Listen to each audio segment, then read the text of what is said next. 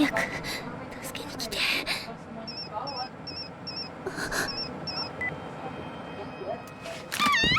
涼子、どうした涼子？涼子！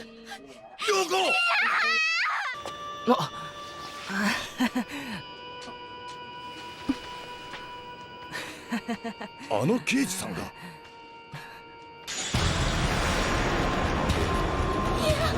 めて。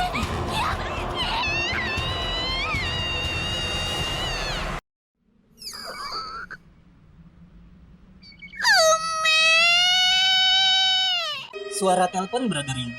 Terlihat seorang pria misterius sedang berdiri mengawasi sebuah rumah sembari menyanyikan nada lagu. Neko neko chan. Dengan pelan, scene berpindah. Seorang gadis sedang membuka laptop. Gadis itu terlihat sangat resah. Ternyata, gadis itu sedang menunggu pukul 12 malam agar dapat mengakses website Gadis Neraka. Website pun terbuka dan gadis itu mengetikkan sesuatu. Kali ini, scene berpindah ke alam Gadis Neraka tinggal. Terlihat sebuah komputer tiba-tiba menyala. Itu adalah tanda pesan yang masuk dari para klien. Gadis neraka yang sedang berada di halaman diberitahu oleh neneknya bahwa ada pesan masuk. Dia pun segera bersiap-siap. Sekarang, telepon rumah berdering. Tetapi, tidak ada seorang pun yang mengangkatnya. Akhirnya sebuah pesan ditinggalkan. Pesan itu berbunyi, "Hilang, hilang, kucing yang hilang, di mana rumahmu?" Si gadis sangat ketakutan oleh pesan tersebut. Ternyata pesan itu dikirim oleh seorang penguntit. Penguntit yang terlihat di awal scene tadi. Gadis itu bernama Ryoko. Ibu Ryoko langsung datang memeluk Ryoko. 大丈夫よ、涼子。パパとママが守ってあげるから。涼子。 Dan ayah Ryoko langsung keluar rumah untuk mengusir penguntit tersebut. Penguntit yang belum diketahui identitasnya itu pun langsung pergi tancap gas. Setelah itu, telepon genggam Ryoko berbunyi. Itu adalah balasan dari gadis neraka bahwa pesan telah diterima. Kantor polisi. Di sebuah ruangan, ayah Ryoko menggebrak meja. Ayah Ryoko sedang berbicara dengan seorang pegawai kepolisian. Ayah Ryoko sangat marah karena kasus penguntit yang telah dilaporkannya sama sekali belum ada tindakan sedikit pun. Padahal sudah setahun lamanya. Dan ayah Ryoko telah banyak memberikan bukti. Tetapi pihak kepolisian bahkan belum sama sekali mengetahui identitas si penguntit. Pintu terbuka dan seorang sersan polisi bernama Kisaragi masuk ke dalam ruangan.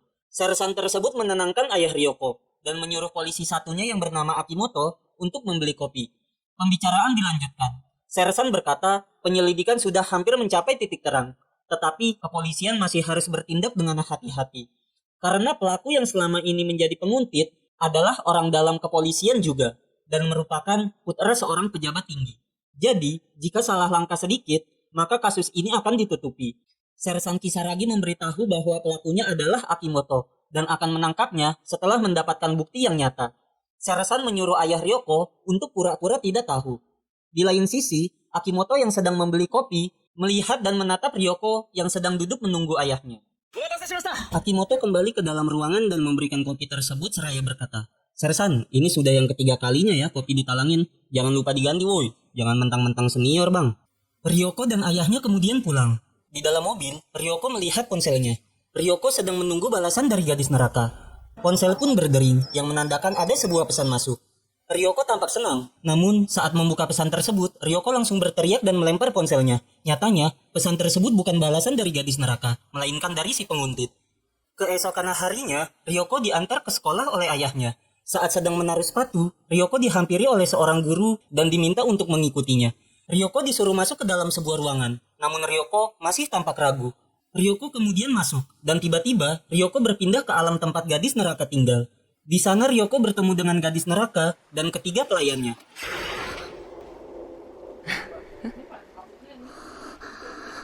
Ryoko menceritakan kronologi lengkap permasalahannya. Pada awalnya, penguntit itu hanya mengirim surat cinta yang dikirim ke kotak surat setiap hari. Namun lama-kelamaan, barang dan benda-benda aneh pun dikirimkan. Bunga layu, kostum lolicon, masih ada manekinnya pula, dan serangga yang telah diawetkan. Si penguntit juga mulai ngajakin VCS dan nge-DM terus. Walau Ryoko udah ganti nomor dan ngeblokirnya berkali-kali, namun tetap saja percuma. Si penguntit juga mulai ngikutin Ryoko tiap hari, kapanpun dan dimanapun. Bahkan, si penguntit bisa masuk ke kamar Ryoko dan menaruh barang-barang saat Ryoko pergi. Ryoko udah nggak kuat, Kak. Ryoko tuh nggak bisa diginiin terus. Ryoko juga nggak mau bikin orang tua Ryoko khawatir dan menderita. Hiks, もう限界で hiks. す。それよりパパとママを見てられない。 Setelah mendengar itu, gadis neraka menyuruh Wan Yudo untuk berubah menjadi boneka voodoo. Gadis neraka memberikan boneka voodoo itu kepada Ryoko, kemudian berkata, "Terimalah, jika kamu ingin menyelesaikan kebencian ini, kamu hanya perlu melepaskan benang merah yang ada di sini. Dengan melepaskannya, kamu akan membuat kontrak denganku. Objek dari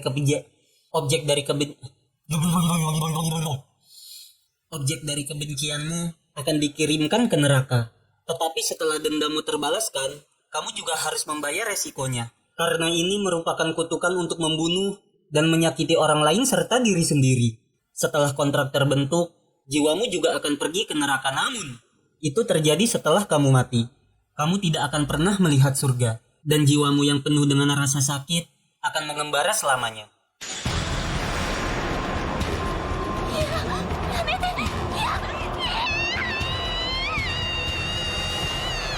Kemudian Ryoko diteleportasi kembali setelah menerima boneka voodoo itu.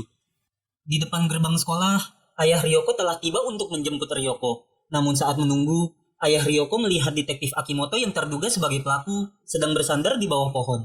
Ayah Ryoko langsung menghampiri detektif Akimoto sambil memegang tongkat golf di tangannya. Namun ayah Ryoko terkejut karena melihat detektif Akimoto yang telah tak bernyawa. Dan tiba-tiba, seseorang memukul ayah Ryoko dari belakang hingga pingsan. あいつ貴様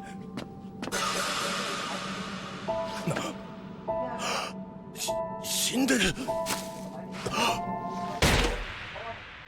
Waktu pulang telah tiba. Ryoko masuk ke mobil ayahnya. Namun Ryoko terkejut karena yang berada di dalam mobil adalah Sersan Kisaragi. Wah. Kok bisa malah si Sersan tua Kisaragi yang di dalam?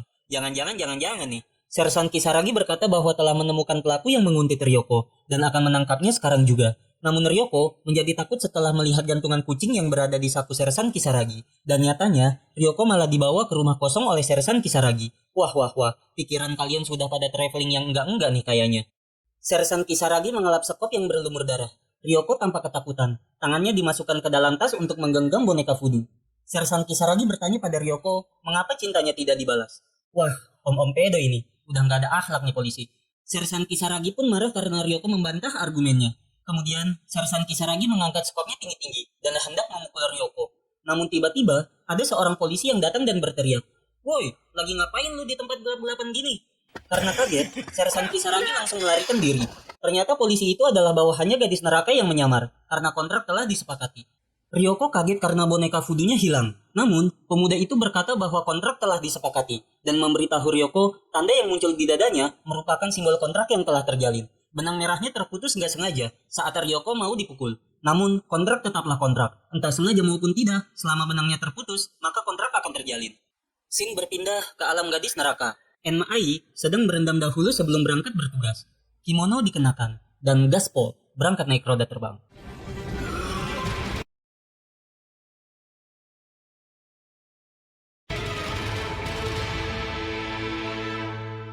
Kali ini, scene berpindah ke sebuah rumah sakit. Ayah Ryoko sedang dirawat. Sersan Kisaragi yang sebelumnya kabur mendatangi rumah sakit dan ingin menyelinap memasuki ruangan tempat ayah Ryoko dirawat.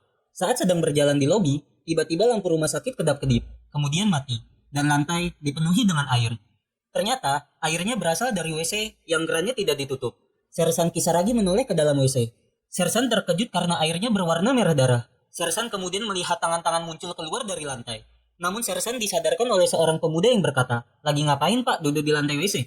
Sersan langsung bergegas pergi. Sersan melihat ruangan ayah Ryoko dirawat. Di sana, ada dokter berkepala botak. Dokter botak berkata bahwa ayah Ryoko telah meninggoy. Sersan masuk ke ruangan tersebut dan berkata, "Ayahmu memang sudah sepantasnya mati, dan sebentar lagi kamu pun akan menyusulnya, Ryoko." Sersan mengeluarkan sebuah pisau dan hendak menghunuskannya ke Ryoko. Ryoko menoleh ke arah Sersan. Sersan kaget melihat wajah Ryoko yang menjadi tengkorak. Dan ayah Ryoko yang telah mati pun tiba-tiba terbangun dan menghampiri Sersan dengan wujud tengkorak hidup. Sersan mendorong tengkorak ayah Ryoko sampai terjatuh. Kemudian Sersan menginjak-injak tengkorak itu. Namun wajah tengkorak itu berubah menjadi wajah Sersan Kisaragi. Sersan langsung berlari keluar ruangan. Namun Sersan dihadang oleh suster yang membawa suntikan. Di belakangnya muncul pemuda tampan yang sebelumnya. Dan si dokter botak pun ikut nimbrung. Mereka semua berkata, apakah kamu mengakui perbuatanmu Sersan Kisaragi? Namun Sersan mengelak dengan menyalahkan Ryoko yang telah mengkhianati cintanya. Gadis neraka pun akhirnya muncul. Gadis neraka berkata, sosok yang menyedihkan terjebak dalam kegelapan, menyakitinya, menjebaknya, menguntitnya. Jiwa yang berdosa akan terjerumus ke dalam kedurhakaan. Matilah sekali untuk mencobanya. Ippen Shindemiru. いっぺん死んでみる。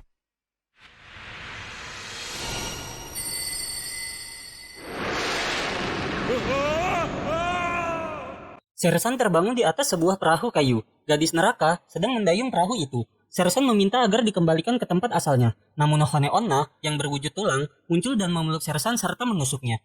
Mereka pun akhirnya melalui gerbang neraka. Sekarang, Ryoko terlihat lebih ceria. Ryoko mengobrol dengan teman-temannya sembari menunggu jemputan. Dan orang tua Ryoko pun datang untuk menjemput. Selesai.